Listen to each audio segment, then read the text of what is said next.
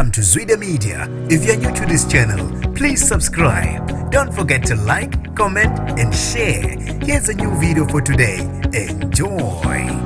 Akufunwa uthuli ababulala bangu-17 elusikisiki e-Eastern Cape ngolesihlanu ebusuku. Nginibingelele ezindabeni zezwide media. Igama lami ngosibonga konke wakandwande Mothanda, ungangibiza intatheli ka-YouTube. Sikhulu isililo kubulawa abantu abangu-17 elusikisiki e-Eastern Cape. Amaphoyisa afuna uthuli abasolwa ngokudubula ababulala abangu-17.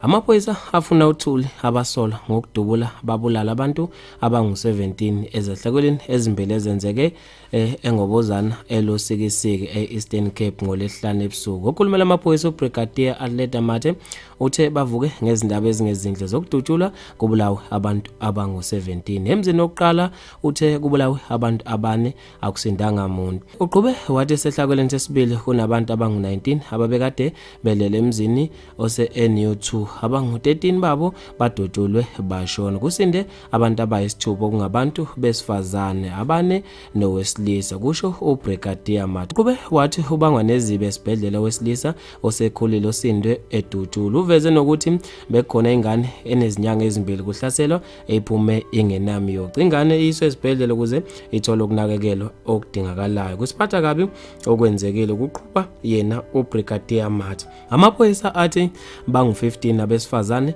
abasocungiwe kanye namadoda amabili. Uveze ukuthi ukomishana wamaphoyisa uGeneral Fani Masemula usehlanganise ithimba eliphezulu lamaphoyisa azophenya zona lesigameko. Njengamanje uthe bamatasa nomsebenzi wabo abaphenyi futhi kunamathimba amabili ochwepheshe bendawo yesigameko avela ePitoli ajutshwe ukuba ahlwaye izimpendulo.